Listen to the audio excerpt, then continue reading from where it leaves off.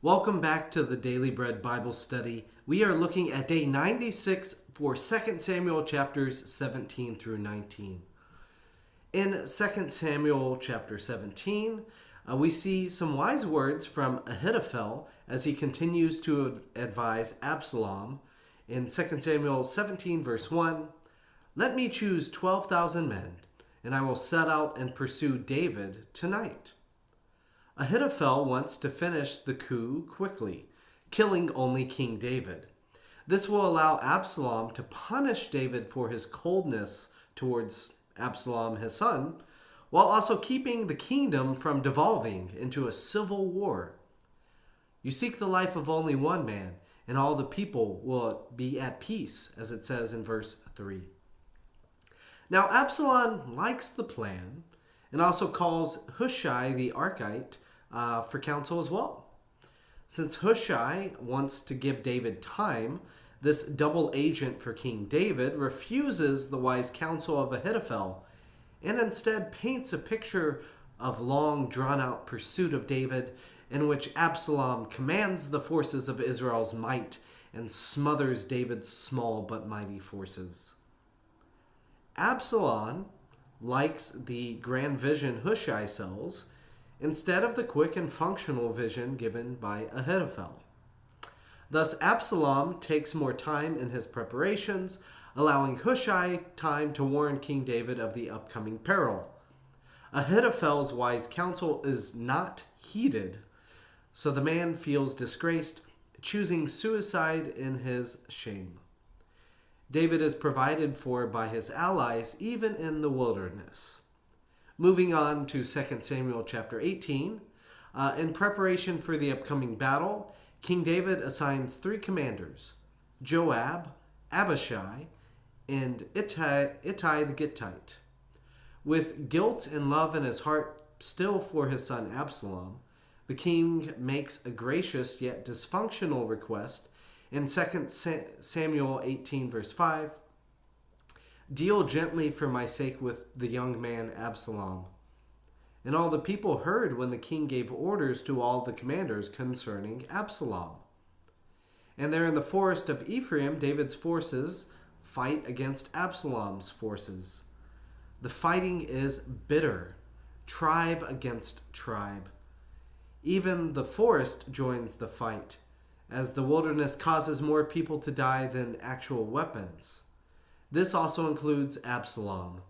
In 2 Samuel 18 verse 9, Absalom was riding on his mule, and the mule went under thick branches of a great oak.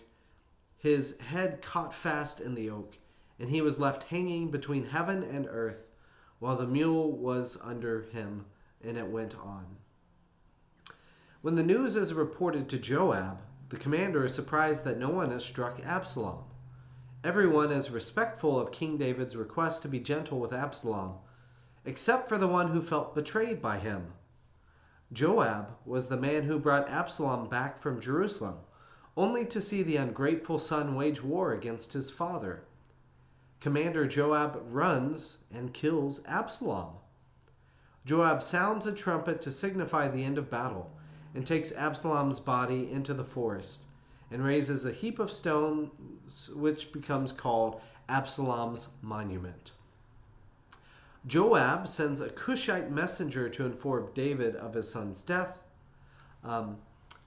Ahimaaz, son of the priest Zadok, wants to tell King David as well, and races to share the news with the king. Ahimaaz will later be appointed as an important priest in King David's employment. So Ahimaaz wants to bring good news and let the Cushite be the bearer of bad news. Ahimaaz arrives first, letting David know he has been delivered. He is vague about the details around Absalom.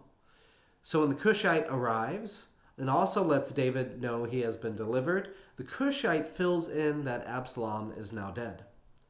The last part sends David into a depression. In 2 Samuel 18, verse 33, "The king was deeply moved and went up to the chamber over the gate and wept. And as he went, he said, 'Oh, my son Absalom, my son Absalom, Would I had died instead of you, O Absalom, my son, my son. In 2 Samuel 19, it was told to Joab, the king is weeping and mourning for Absalom. So the victory that day was turned into mourning for all the troops, for the troops heard that day the king is grieving for his son. The troops stole into the city that day as soldiers steal in who are ashamed when they flee in battle. David's depression is visible.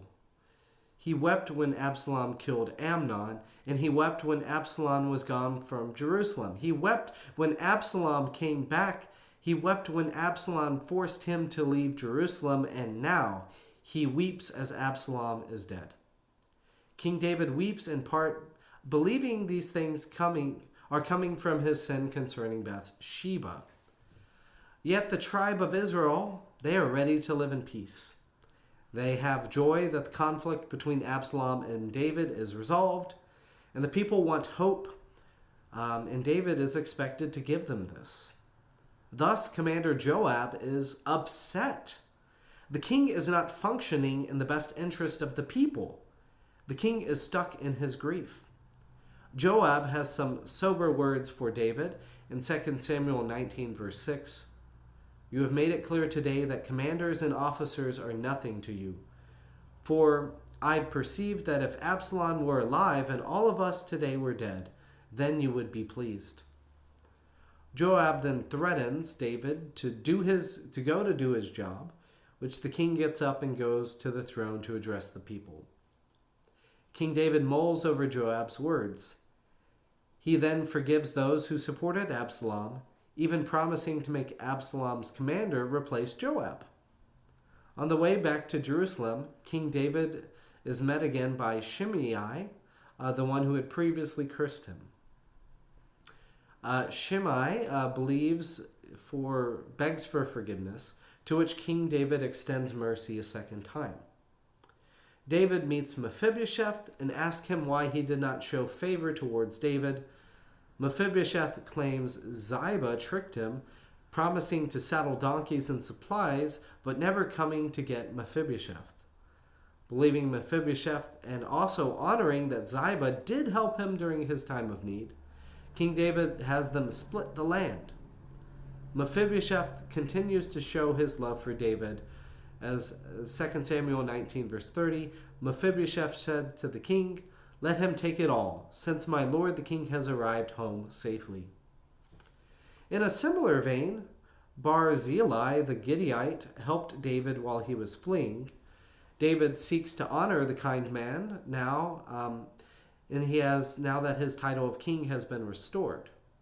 Barzillai does not seek blessing for himself, but instead allows David to honor a man named Chimham.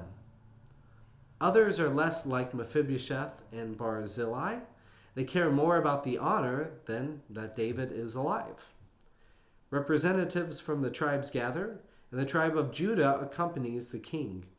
The rest of the tribes take offense at the closeness of the tribe of Judah, the proximity to the king, saying in 2 Samuel 19, verse 43, but the people of Israel answered the people of Judah, we have 10 shares in the king, and in David also we have more than you. Why then did you despise us? Were we not the first to speak of bringing back our king? But the words of the people of Judah were fiercer than the words of the people of Israel. Well, we will see the displeasure within the tribes come to a head next time during the rebellion of Sheba. All of this we will discuss next time. So thanks for joining me. Look forward to discussing this more with you next time.